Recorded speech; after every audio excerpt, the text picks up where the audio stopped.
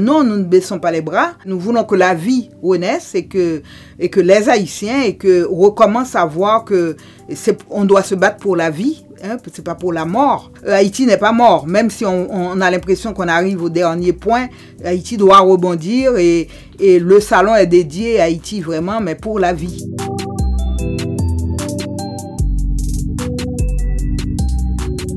Je suis Josette Bruffard-Thomas, présidente fondatrice de l'association Haïti Futur, qui a été créée en 1994. Donc dans 2 ans, on fêtera les 30 ans d'Haïti Futur. Donc Haïti Futur a 3 objectifs. C'est la transformation de l'éducation en Haïti, surtout par la modernisation des contenus et la formation des enseignants.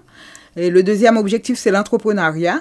Donc, nous aidons beaucoup des jeunes, nous encourageons beaucoup à la création d'entreprises, à la transformation aussi de produits agricoles pour pouvoir consommer pour une production locale.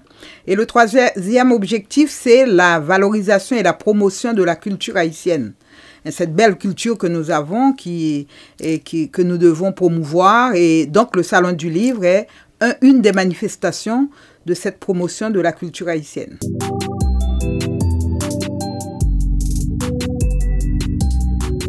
Cette manifestation qui est devenue une manifestation en elle-même, le Salon du Livre haïtien, en fait, nous l'avons démarré, nous sommes à la 9e édition. Donc l'année prochaine, on va fêter les 10 ans.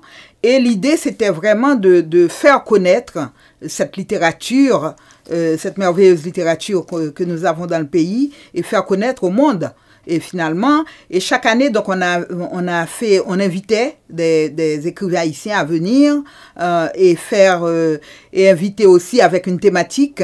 Donc pour faire connaître au public français et puis au public, je dirais même européen ou africain. Donc l'idée, c'est vraiment de travailler avec le monde entier et de faire connaître cette littérature, de faire lire.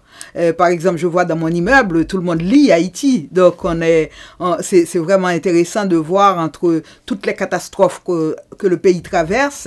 Et puis on peut avoir aussi cette littérature à côté et à faire connaître. Donc c'est aussi, et l'idée c'est aussi toutes les activités que nous menons en fait, c'est aussi pour subvenir à l'éducation en Haïti. Donc tous les bénéfices tirés de ces activités.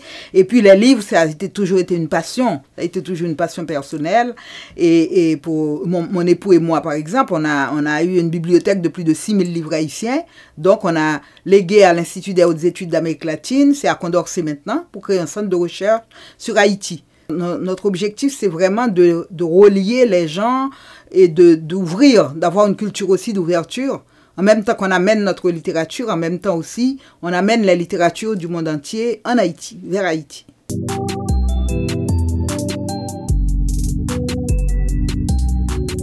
Alors cette année, la thématique, c'est Haïti pour la vie. Alors Haïti pour la vie, c'est aussi un clin d'œil. On parle beaucoup de morts en Haïti. Il y a beaucoup de morts, on ne parle pas seulement, mais c'est que là, on traverse une période de notre histoire qui est vraiment dramatique. Et donc, chaque jour, on entend des gens kidnappés, des gens violés, des gens du pillage et tout. Donc, moi, j'avais voulu choisir une thématique. Et comme vous voyez dans l'image aussi, c'est une image très gaie. Et pour dire que non, nous ne baissons pas les bras et que Haïti pour la vie. Haïti pour la vie, c'est un double sens. C'est que nous voulons que la vie renaisse et que les Haïtiens recommencent à voir qu'on doit se battre pour la vie. Hein, c'est pas pour la mort, parce que la mort viendra de toute façon, donc c'est pas la peine de la provoquer. Et puis aussi, pour la vie veut dire aussi à vie. C'est-à-dire pour Haïti n'est pas mort, même si on a l'impression qu'on arrive au dernier point, Haïti doit rebondir et le salon est dédié à Haïti vraiment, mais pour la vie. Wow, c'est un message d'espoir. Oui, c'est un message d'espoir et de détermination aussi, parce que l'espoir, parfois, on attend. Mais c'est pour dire à tous les Haïtiens, mettons-nous en route et puis on peut encore rattraper ce temps-là qu'on est en train de gaspiller.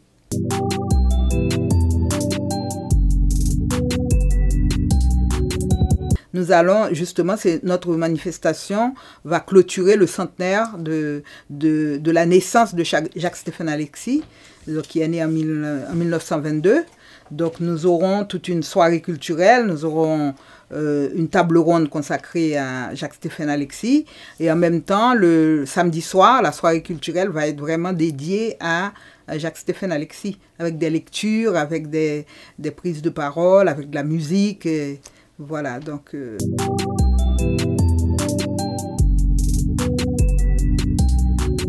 L'idée, c'est de ne pas rester un petit peu dans l'entre-deux, cet espace où on se regarde, comme on dit, en chien de faïence, mais c'est de parler vrai. C'est d'arriver à se dire les choses et à parler du vécu, à parler de ce qu'on a vu, un peu comme ce qu'on appelle, ce que les Japonais appellent les rapports d'étonnement.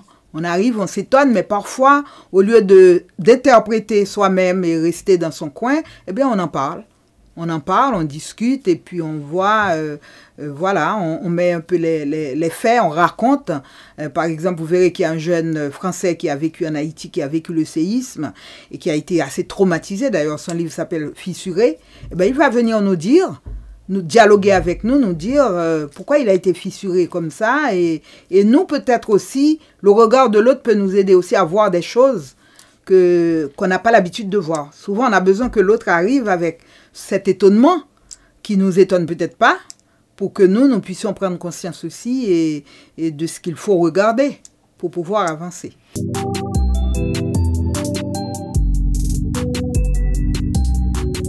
L'une des plus grandes difficultés qu'on a cette année, c'est que d'habitude, je faisais 6 voyages par an. Nous faisions 6 voyages et nous profitions à chaque voyage d'acheter les nouveautés d'Haïti. Et donc là, puisque les voyages n'ont pas été possibles, c'est plus difficile d'avoir toutes ces nouveautés-là. Donc que nous essayons d'avoir quand même avec les personnes qui rentrent et tout, mais c'est moins facile et d'avoir ces nouveautés. Donc c'est un petit peu cette difficulté. Par exemple, on avait toujours des auteurs haïtiens invités. Donc, il y en a qui vont venir, mais on n'a plus la possibilité de prévoir. L'ambassade de France étant fermée. On avait aussi des sponsors. Mais on a quand même des bénévoles. On a quand même un bénévolat, une solidarité énorme qui fait que tout ça, c'est compensé quand même par... c'est compensé. Donc, on va avoir cette année, par exemple, la joie d'avoir la nourriture haïtienne. On a dû, à cause de l'espace réduit l'an dernier, ne pas mettre le restaurant. Ben, cette année, on l'aura, ce restaurant. Donc, on aura un bon repas haïtien le dimanche. Le samedi, ça sera un peu réduit, mais on reprend nos bonnes habitudes.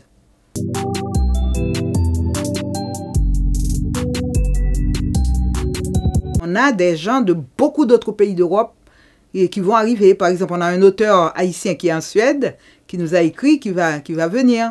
On a l'Allemagne qui va venir. On a beaucoup, Martinique, Guadeloupe, on a des Haïtiens, des Guadeloupéens aussi. On a par exemple une femme guadeloupéenne qui a écrit sur Dessalines et qui a écrit aussi 2 livres sur Haïti et qui va venir, Marie-Claude Céleste, qui représentait RFI dans toute la Caraïbe, donc elle va venir. On a beaucoup de demandes d'autres pays qui nous rejoignent cette année.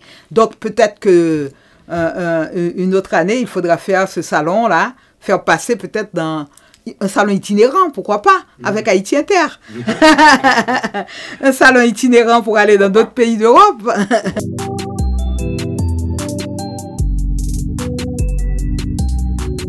Oui, moi je suis toujours positive sur Haïti, donc c'est même pas une question de dire qu'il faut être optimiste ou pas, c'est une question de dire que la lutte doit continuer. Parce qu'il y a par exemple quelque chose en Haïti que je pense qu'on doit combattre, c'est un petit peu un côté fataliste. On attend le bon Dieu, si Dieu veut, moi je dis toujours, si nous voulons. Et je suis croyante pourtant, et vraiment personne de nos équipes ne vous dira si Dieu veut. Même si c'est une tournure haïtienne. Mais il ne vous dira. Il dira, oui, nous sommes capables. Et je vois des jeunes qui travaillent avec nous depuis 10 ans. Le premier jour, quand on les a rencontrés à aujourd'hui, en 10 ans, en 12 ans, comment ils ont grandi. C'est pourquoi je peux dire que Haïti peut se relever. Et essayons de multiplier ce nombre de jeunes et de multiplier un peu les actions au niveau local, de leur faire prendre conscience. Parce que nous, le pays se meurt d'un manque de conscience, d'un manque d'amour. Et là, nous avons des jeunes, des personnes qui aiment leur pays. Merci.